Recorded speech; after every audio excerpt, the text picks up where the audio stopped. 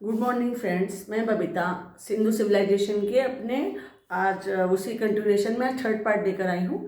अभी तक जो हमने किया था कि सिंधु सभ्यता क्या है, हड़प्पन सभ्यता क्या है, इसका ओरिजिन, इसके कितने शहर हैं, कहाँ इसको पहली बार खोजा गया।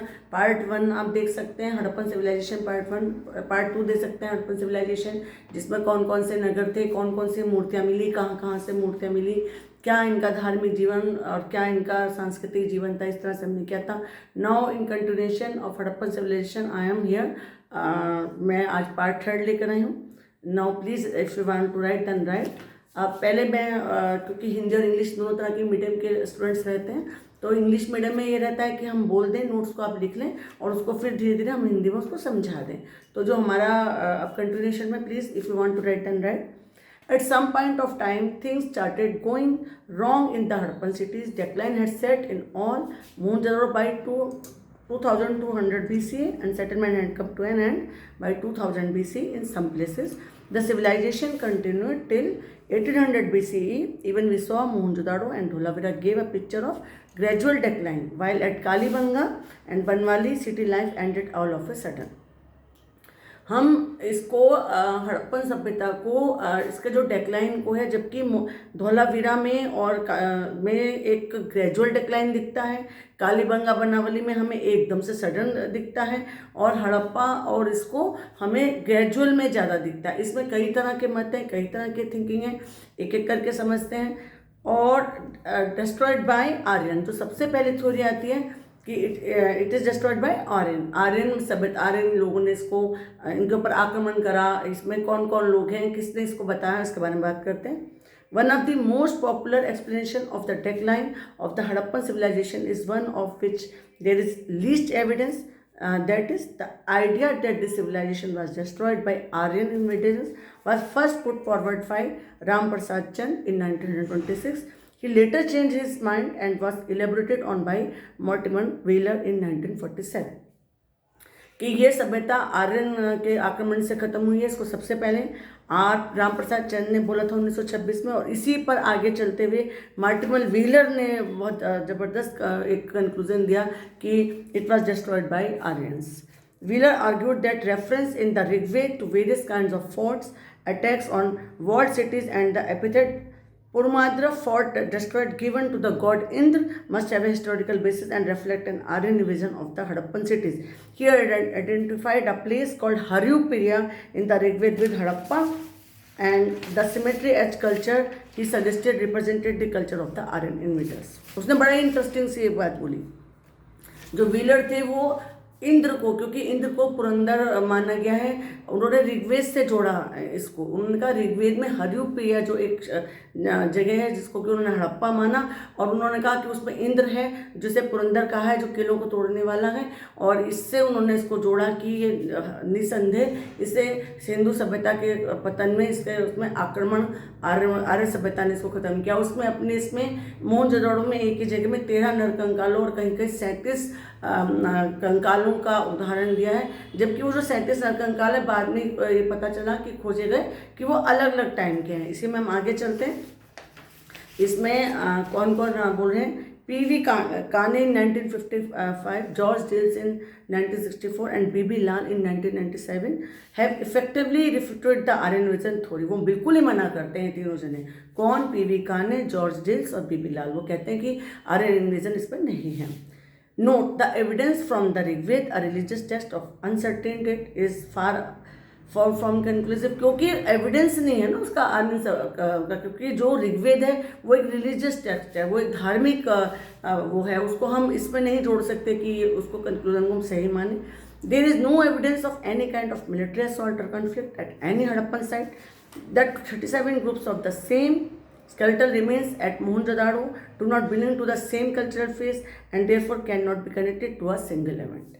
जो बात मैंने अभी आपको बताया कि जो 37 कंकाल मिले हैं वो किसी एक उसके नहीं मिले, वो अलग अलग टाइम पीरियड के हैं। therefore cannot be connected to a single event। Not one of these skeletons was found on the citadel mound where we would have expected a major battle to have taken place। आपको मालूम है कि 2 parts में होता है। जो Citadel main किला है वहाँ पर हमें एक भी नरकंकाल नहीं मिला है। The fact there is a sterile layer between the mature Harappan and cemetery H level goes against Wheeler's hypothesis that the latter represents the settlement of the Aryan invaders. वो अलग अलग सतह में जिस मिलना है वो इसकी व्हीलर की थ्योरी को खंडन करता है। Now it is clear that Harappan civilization was not destroyed by an Indo Aryan invasion. The 37 groups of skeletal remains of Mohenjo-daro do not belong to the same cultural phase। वही वाली बात जो मैंने आपको बताई। इसमें हम नेचुरल डिजास्टर्स को मान सकते हैं कि जो प्राकृतिक आपदाएं होती हैं, प्लेटोनिक चेंजेस आते हैं, भूस्थातिक परिवर्तन होते हैं, इवन नदी अपना रास्ता चेंज कर देती है, जो सिंधु नदी थी, पानी की कमी हो जाती है, ये सब चीज़ें आगे चल के आती हैं। इसमें बाद में मार्शल ने भी और व्हीलर ने भी इसमें कहीं ना कहीं अपने को थोड़ा सा प्राकृतिक आपदाओं को और उसको भी माना है। नेचुरल डिजास्टर्स, अब सेकंड वाली बात में आते हैं। नॉट नेसेसरी सडन और single did have a role to play. Several layers of slate at Mohenjodaro give evidence of the city being affected by repeated episode of Indus flood. M.R. Sahani, Robert R. Ricks and George A. Dales argued that the floods at Mohenjo-daro were the result of tectonic movements। वही वाली बात जो मैं आपको बता रही थी। कौन कौन? M.R. Sahani, रॉबर्ट रिक्स एंड जॉर्ज ए डिल्स। इसमें मोहनजोदड़ो में बाढ़ को बहुत ज़्यादा कहते हैं कि बाढ़ की वजह से बाढ़ आ गई एकदम से और सिंधु नदी मोहनजोदड़ो बाढ़ के कारण नष्ट हुआ। इसमें बहुत सारे जितने भी हिस्टोरियंस हैं, जिन लोगों ने भी खोज की है, वो इसी चीज़ को ज़्यादा मानते हैं कि सिंधु नदी की जो घाटी है वो पानी के बाढ़ के कारण या पानी की नदी के परिवर्तन के कारण खत्म हुआ है। इसी में आगे आता है Harappan site in the Ghaggar Hakra valley were affected by gradual desiccation. जो हड़प्पन साइट घग्गर वैली जो है वो हमें धीरे धीरे ग्रेजुअल डिक्रीज मानते हैं। देखिए ग्रेजुअल डिक्रीज कैसे मानते हैं स्टूडेंट, बहुत सारी जगह कहते हैं ना, जैसे कई बार व्यापार खत्म हो जाता है, कई बार नदी रास्ता बदल जाती है, कई बार भूतात्विक परिवर्तन हो जाते हैं, कई बार एक ज्वालामुखी या कोई भूकंप का भी हो सकता है कि बाढ़ के कारण नष्ट हुआ है, नदी ने रास्ता बदल दिया, धीरे धीरे ग्रेजुअल चेंज हुए हैं। जैसे कि शिरीन रत्नाकर का नाम हम ले सकते हैं। In 1981 has argued that the decline in the lapis lazuli trade with Mesopotamia was a factor in the decline of the Harappan civilization. हालांकि ये वाली बात थोड़ी अलग ही लगती है कि शिरीन रत्नाकर बोलती हैं, जबकि इन्होंने भूगाभी परिवर्तन भी बोला है, लेकिन ये वाली बात पर बोलते हैं कि जो लेपिस लेजुली का व्यापार चलता था, क्योंकि ट्रेड बोला गया है कि सिंधु वाले लोग मेसोपोटामिया के साथ इनका ट्रेड चलता था, वो जो ट्रेड है वो बाद में ख़त्म हो गया, तो ये हड़प्पन सिविलाइजेशन का डिक्लाइन है। ये भी उनकी एक थ्योरी है। Clearly indicate that the Harappan civilization underwent a gradual process of deurbanization. The mature Harappan phase was followed by a post-Harappan phase known as the Harappan phase। जो कि एक थ्योरी ज़्यादा मानी जाती है कि जो मैच्योर हड़प्पन फेज है वो धीरे धीरे लेटर हड़प्पन फेज की तरफ को चल रही थी और इसी तरह से धीरे धीरे ग्रेजुअली हड़प्पन सिविलाइजेशन का अंत हुआ। So conclusion is that Harappan civilization did not come to a sudden end. The urban phase was followed by the late Harappan phase, which was marked by the decline of urban features and the diversion of the agriculture। तो इसे आपने किस तरह से समझा है, कोई बात है आप बात कर सकते हैं, पूछ सकते हैं। एक थोड़ा सा शॉर्ट उसमें मैं आपको सारा ये बताना चाहूँगी, थोड़ा सा, ताकि आपको ये एक रिविज़न की तरह से भी याद हो जाए। हड़प्पा, सबसे पहले हमने हड़प्पा बताया था दयाराम साहनी 1921 में। जो मार्शल हैं वो वहाँ पर खुदाई कर रहे थे, तो दयाराम साहनी ने 1921 में और 1922 में राखालदास बनर्जी ने हड़प्पा और मोहनजोदड़ो की खोज किया, क्योंकि ये 1837 में चार्ल्स मैसन ने सबसे पहले वहाँ पर एक खुदाई करवानी शुरू करी थी। कहाँ पर?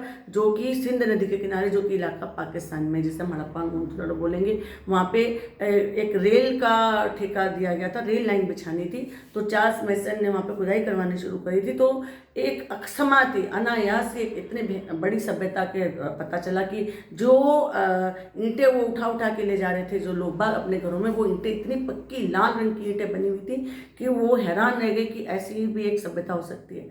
कुछ बातें नोट डाउन करने की है। इट्स अ टाउनशिप, ये एक नगरीय सभ्यता, उसमें ये 90 डिग्री पर इनके घर, उसमें समकोण पे सड़कें, सड़कों का जाल बना हुआ है, नाले हैं, नालों के ऊपर ढक्कन है, जो घर के पिछवाड़े पे खिड़की है, मेन सड़क पे दरवाज़ा नहीं है, दरवाज़ा पीछे है, हर घर में एक बाथरूम है। उसके बाद एक बड़ा एक स्नानागार है मोहनजोदड़ो में, जो कि ऐसा लगता है कि एक धार्मिक कोई पूजा पाठ, जैसे कि कोई सब लोग कोई सार्वजनिक उस पर जाके नहाने का कुछ रहता हुआ रिचुअल। उसमें सीढ़ियाँ बनी हुई हैं, उसमें बिटोलिक का लेप है, उसमें सीढ़ियों का नाप है। एक बड़ी इंटरेस्टिंग सी बात है कि 16 के 8 के गुणांक में इनके बाट और माप मिले हैं, 8, 16, 32, 64 इस तरह से। और पैमाना मिला है, डांसिंग गर्ल मिली है मोहनजोदड़ो से, जिसकी पूरी हाथ में पूरे चूड़ियाँ हैं, इस तरह से वो कर्विंग में है। और वो एक ऐसी लावा लावा टेक्निक होती थी जो कि मोम को पिघलाकर सांचे में बन के वो डांसिंग गर्ल बनी है। कितनी पुरानी एक टेक्निक है। पुजारी की मूर्ति मिली है जिसने कंधे पर इस तरह से एक शॉल डाला हुआ, जिसका उस पर कढ़ाई है, जो कि सिर थोड़ा सा उसका मतलब थोड़ी सी वो कटी हुई सी मूर्ति मिली है, लेकिन उससे उनकी बियर्ड है कि दाढ़ी बनाते थे। एक पशुपति शिव की मुहर मिली है कि शिव जी की पूजा करते थे, मतलब उसको आद्य शिव माना है मार्शल ने। उसमें नीचे ऐसे करके 4 जानवरों की वो है, 2 सींग हैं, तो उसे पशुपति शिव से माना गया है। सांप की पूजा, नाग की पूजा, पीपल की पूजा करते थे, सब तरह के फल मिले। एक बैल मिला है, जो कि बैल हर जगह इनकी मुहर में बैल है, जैसे कि इनका नगर रक्षक देवता बैल है। माता देवी की पूजा करते थे, क्योंकि हमें बहुत सारी सील मिली हैं जिसमें कि नीचे से उनके नाभि में से एक वृक्ष निकलता दिख रहा है। 2 इस तरह से एक टहनी के पीछे से एक लड़की की छवि मिली है कि जैसे कि माता देवी को बहुत ज़्यादा पूजा जाता था, मैट्रिर्टिकल समाज था, सोसाइटी थी। और ये हमें 7 बड़े शहर मिले हैं, जो मैंने बताया, हड़प्पा, मोहनजोदड़ो किसके, सिंध के नदी के किनारे है, हड़प्पा रावी नदी के किनारे है, लोथल हमारे इधर आ गया, गुजरात में आ गया, भोगवा नदी के किनारे, घग्गर कालीबंगा जो है राजस्थान में घग्गर नदी के किनारे हो गया, बनवाली हो गया हमारे इधर हरियाणा में, और इस तरह से धोलावीरा हो गया उधर गुजरात साइड में, कच्छ साइड में। धोलावीरा 3 पार्ट्स में, सारे नगर 2 पार्ट्स में, धोलावीरा 3 पार्ट्स में है। और धोलावीरा में हमें 17 अक्षर का एक बड़ा सा साइन बोर्ड मिला है। इनके जो अक्षर है ना, पिक्टोग्राफिक बोलेंगे हमने, पिक्टोग्राफी मतलब पिक्चर वाली शैली में। आज तक भी इनकी जो लिपि है वो पढ़ी नहीं गई है, तो ये एक बड़ा लेफ़्ट टू राइट लिखी जाती है इनकी। और क्या बोलते हैं, अभी तक भी कोई ऐसा दुभाषी नहीं मिला है, जैसे कि मौर्य कला की जो मौर्य की जो भाषा है उसको जेम्स लिस्प ने पढ़ा था। एक ऐसी उम्मीद करते हैं कि किस दिन हमें हड़प्पा की लिपि को हम पढ़ पाएँ। 2 तरह की डबल मकान मिले हैं, पक्की ईंटों के मकान हैं, नगरीय सभ्यता है, सब तरह के फल खाए जाते हैं, कोई लड़ाई का संकेत नहीं है। जो मैंने अभी आपको बताया कि डेक्लाइन बोलते हैं, वो जो डेक्लाइन है वो एक अंदाज़ा लगाया जा रहा है। अच्छा, एक किसी राजा का कोई वर्णन नहीं है, बड़ी शांतिपूर्ण ट्रेड था, मेसोपोटामिया के साथ ट्रेड था, नदी नदी में ट्रेड हो जाता था।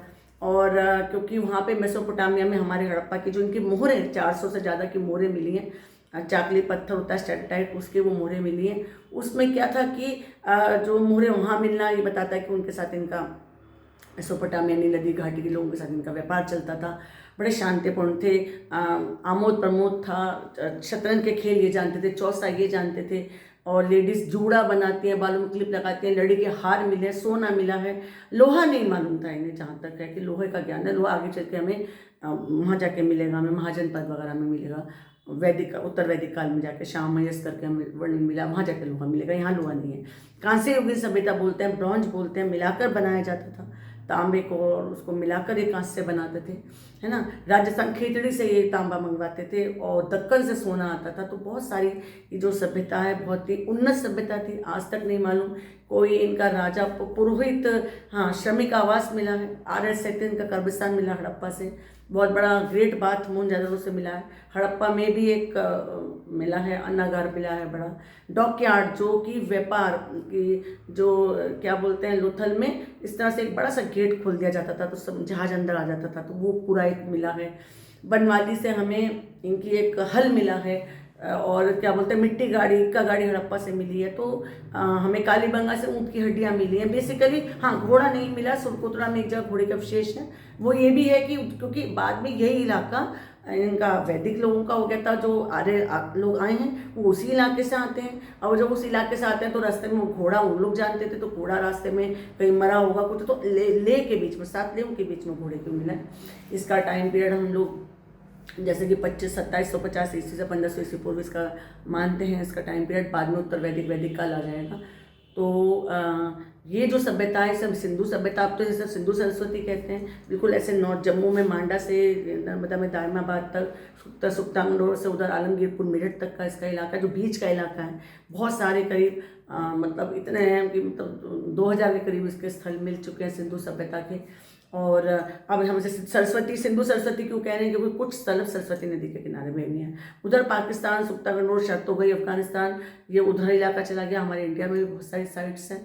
और ये जब भी हम हिस्ट्री की शुरुआत करते हैं तो हम ये मानते हैं कि फर्स्ट टाउनशिप, जो कि शायद मे बी जो जितना भी इतिहास है उसमें फर्स्ट टाउनशिप हमारी सिंधु सभ्यता की है। और इस पर अभी भी वर्क हो रहा है, अभी तक इसकी लिपि पढ़ी नहीं गई है। और जो मैंने इनका धार्मिक, सांस्कृतिक, सामाजिक जीवन बता दिया, कोई लड़ाई का संकेत नहीं है।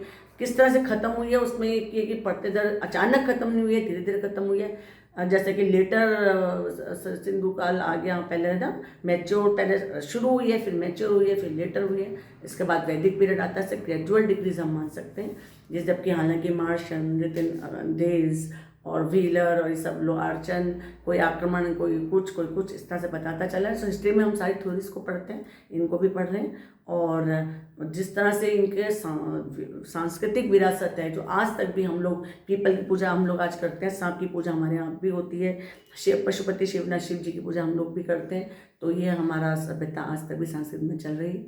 आज यहीं पर अपनी वाणी को नाम करती हूँ। जल्दी से अब इसके बाद हम वैदिक पीरियड पे चलेंगे। नमस्कार, धन्यवाद।